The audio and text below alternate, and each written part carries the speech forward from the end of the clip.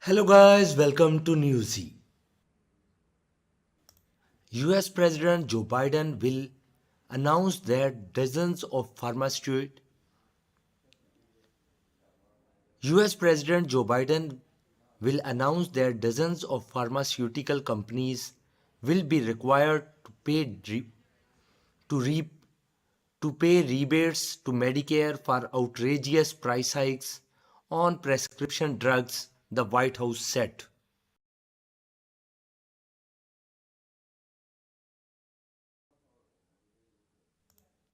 For the last quarter of 2023, prices of 48 Medicare Part B drugs rose faster than inflation, according to the White House, which also said some big pharmaceutical companies raised price of certain medications every quarter through the year.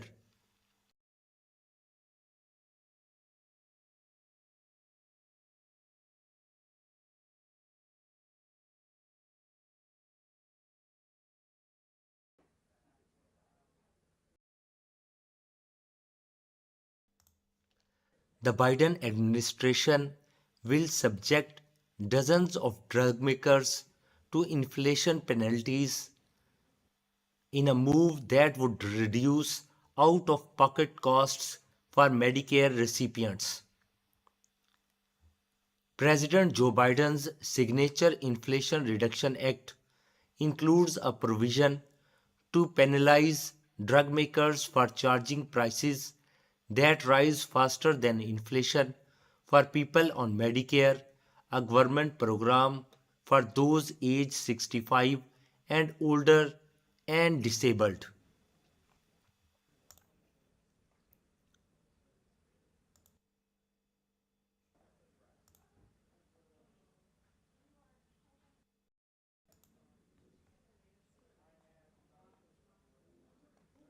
Prices of 48 drugs that fall under Medicare Part B, which covers drugs administered at health facility, surged faster than inflation in the last quarter of 2023, according to the White House.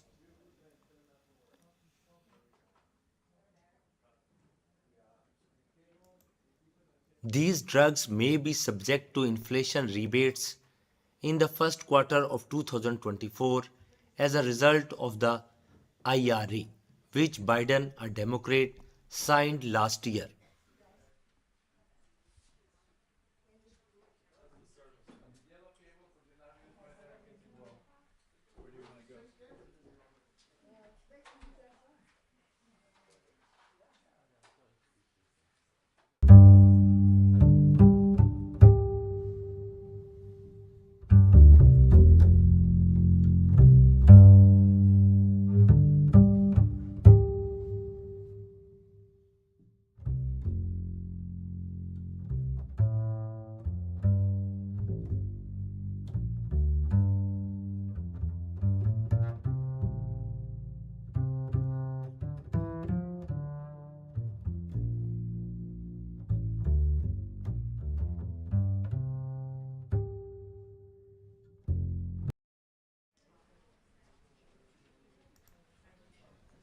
The Centers for Medicare and Medicaid Services and the White House did not immediately respond to requests for more details on the 48 drugs. In total, prices of 64 drugs had increased faster than inflation over the last 4 quarters. Prices of some drugs, such as Sinifor, used to treat an endocrine disorder, have risen faster than inflation every quarter since the IRA's rebate provision came into effect.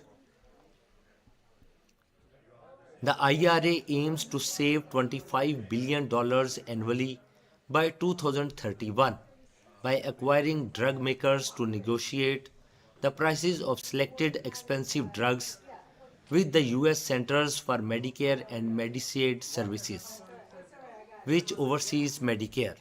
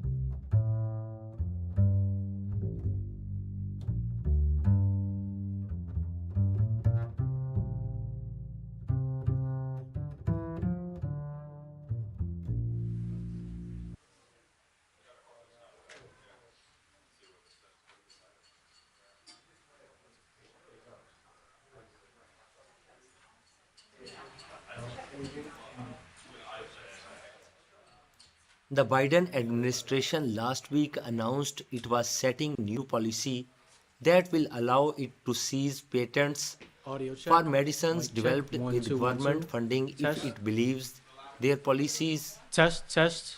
Mic check. One, two, one. their prices are too high. 1, 2, 3, 4, 5, 6. This is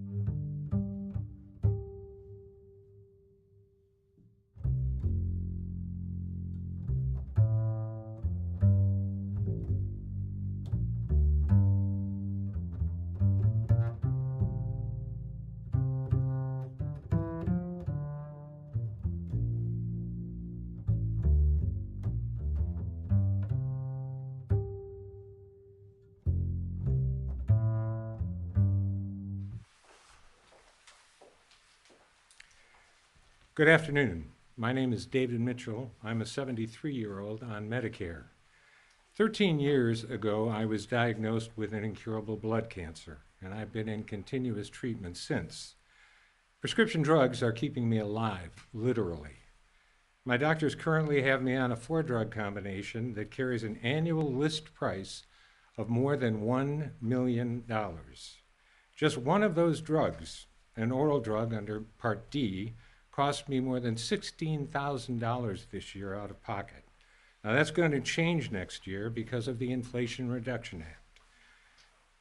As out-of-pocket limits under the Act begin to phase in, and mine will be capped at about $3,500. It's life-changing. Eliquis is another drug I've been prescribed because I'm at high risk of a blood clot.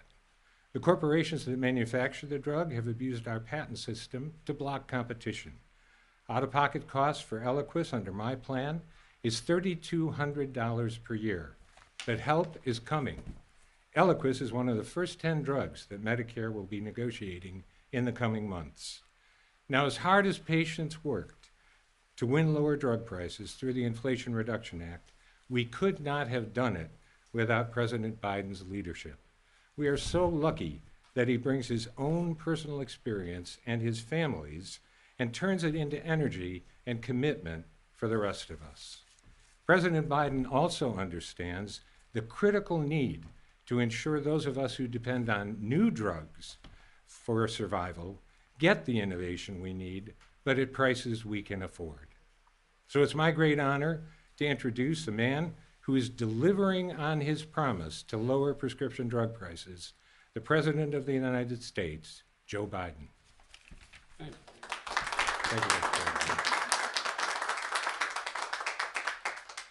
Well, thank you, David. And this has been a fight that I just started the other day when I was a 37-year-old senator. This has been an ongoing fight, not just on my part, but on the part of an awful lot of people. David, thanks for sharing how we're making progress in lowering cost and for life-saving medicines. You know, we're here at a pharmacy today at the National Institute of Health to talk about my administration's work to crack down on price gouging, to lower prescription drug costs, to put money back in the pockets of hardworking families, and reduce government spending on prescription drugs at the same time. Usually when you talk about government doing something that's going to affect spending, I think it's going to be, we're going to help people and going to cost taxpayers more. But this lowers taxes as well as lowers costs for individuals. Too many folks lay awake at night, and I know from experience watching, that staring at the ceiling, worrying what will happen if their spouse gets cancer, or if their child gets sick, or something happens to one of them. Do they have enough insurance? Can they afford the medical bills? Will they have to sell the house? Will they?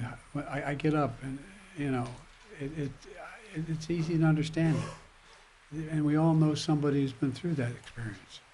This isn't just about health care. It's about your dignity. It's about security. You know, I think some of the repressed was with me when I was in Northern Virginia, and that a very distinguished looking woman stood up, and she looked like she was in her early 40s, maybe a little older, and she said she had a problem.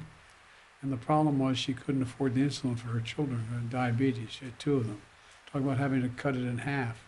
So because the cost was as much as $800 a month for them, and her insurance couldn't cover it. Think of all the people in this country that are going through something like that. It's about giving folks just a little more breathing room. That's what this is about. For too long, Americans have paid more for prescription drugs than any advanced nation on earth.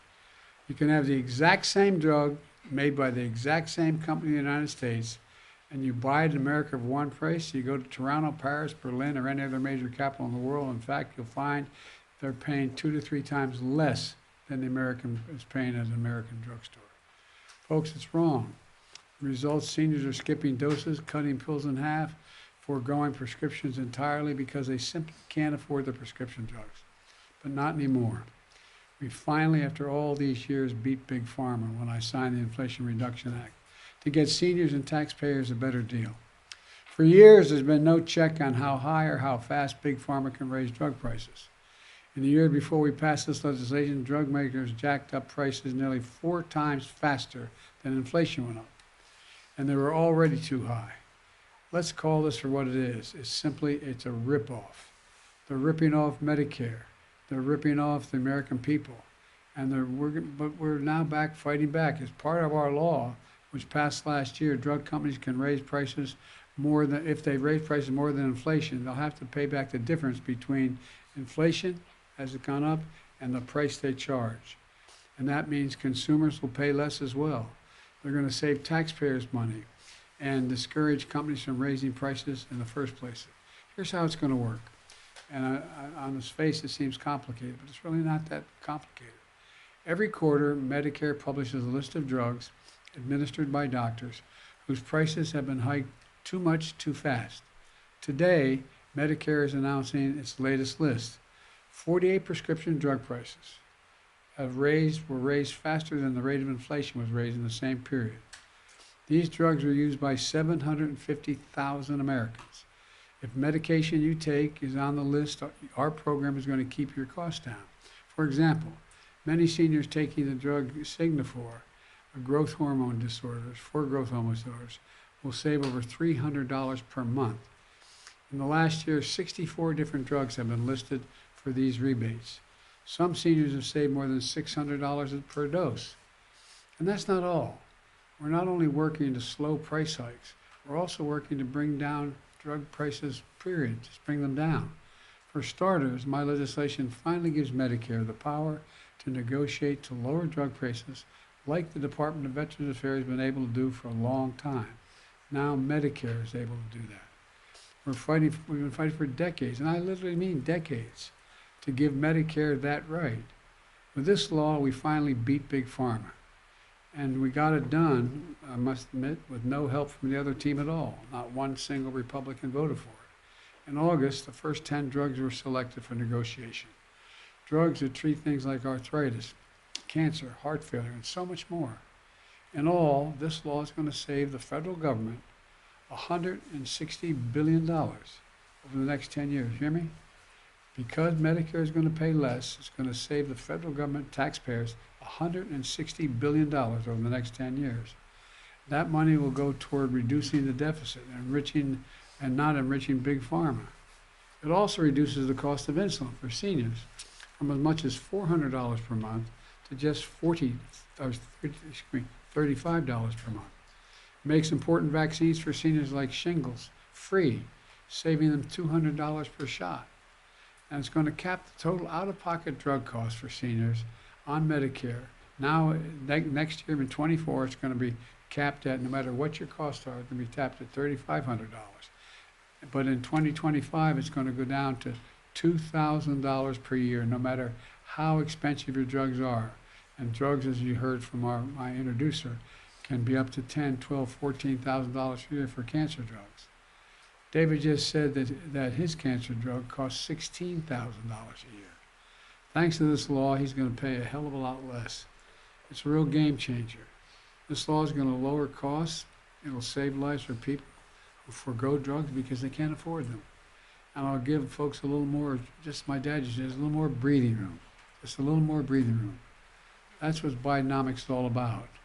Folks, negotiation and competition are the engines of a market economy. In every other industry, people negotiate prices every time. But with Big Pharma, it's been used to get its own way, no negotiation, suppressing competition instead of innovation. Drug companies say they need that extra revenue to develop cutting-edge drugs. Well, but studies show Big Pharma lately has spent more on stock buybacks, executive pay, and research than on research. Meanwhile, American taxpayers are footing the bill, more of the bill. Through their tax dollars, Americans pay more for federal drug research here at the National Institute of Health and other programs than folks in any other country in the world pay for. And we're happy to spend the money for the research because they do such good work. I believe it's a good thing that leads to breakthroughs that save lives. But drug companies benefit considerably from that research. They could not make their own drugs without the research done here. Taxpayers already are chipping in, paying a lot of money here at NIH to get these brilliant scientists to go out and find cures, find answers to the drug problem, to drugs, with the use of drugs for health problems. And then they turn around and they charge Americans more because they charge than anyone else in the world because they, the private companies, take advantage of what happens here at this institute. I think it's outrageous. I'm pleased to announce that from now on, the part of the federal government that prepares for and responds to public health emergencies will make a so-called fair pricing a standard part of its contract and negotiations with drug makers. That means American families will finally pay the same as people in other countries for many of the vaccines and treatments developed or funded through their own tax dollars in the first place. It's a simple principle. You shouldn't pay a highest price in the world for drugs that your tax dollars have already helped create. We're already begun to secure fair pricing clauses and contracts for new COVID vaccines, 3 new COVID vaccines. And we recently proposed that when a drug company prices drugs so high that Americans can't afford them, when those drugs were created by the American tax dollars, the federal government can step in and allow other companies to make and sell that same drug for less, because they did it here. This is all part of my administration's work to promote competition across our economy, to lower costs, to raise wages, and improve care. Last week, we announced new steps to crack down on anti-competitive practices in healthcare. And we're going after what we call junk fees, like junk health insurance plans that look affordable and then turn out to stick consumers with hidden costs they didn't know existed. We cracked down on so-called surprise billing. For example, when a patient goes to a hospital for surgery, and it turns out the anesthesiologist, maybe a wonderful man or woman, is out of their network, their insurance network, they get a surprise bill for thousands of dollars because it's not covered. They didn't know they were going to get that bill. They should be aware of it. We're protecting millions of Americans every month from these unexpected medical bills. We're taking steps to ban the use of medical debt in credit reporting. Think about this now. How many people have medical bills? If I added up all the costs of when I was in the hospital, it's literally several $100,000. Imagine had I gotten that and I didn't have insurance and I ended up in debt because of that. Well, the credit reporting is so families in the credit reporting, those bills cannot be held against you forever by denying your credit. So they're not counted in your credit statement. Folks, here's the deal. Americans don't like being played for suckers. But Republicans are okay with that. They're fighting to keep these junk fees. They're trying to cut Medicare, Medicaid, and Social Security, and they're very straightforward about it. And not a single solitary Republican voted for any of the legislation which is responsible for so much of this drug savings, when I know some want to. Now they want to repeal the law and let Big Pharma charge whatever it wants for prescription drugs again. They want to send us back to the bad old days.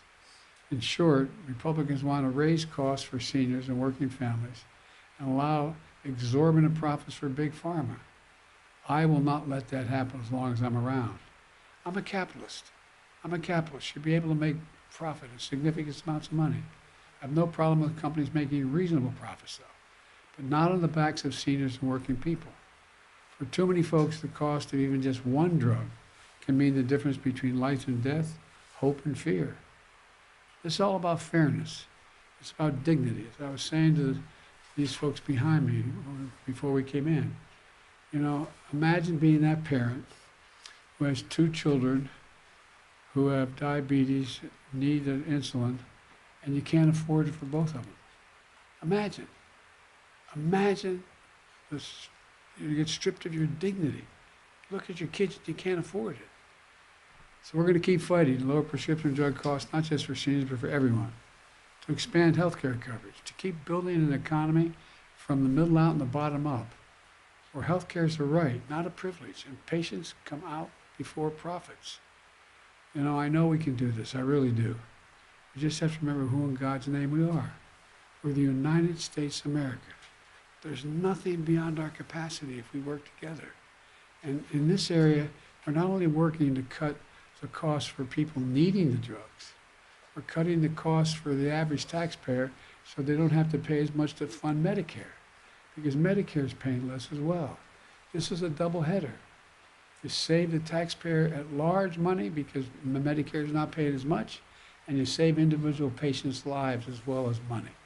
So I want to thank you all for taking the time to be here.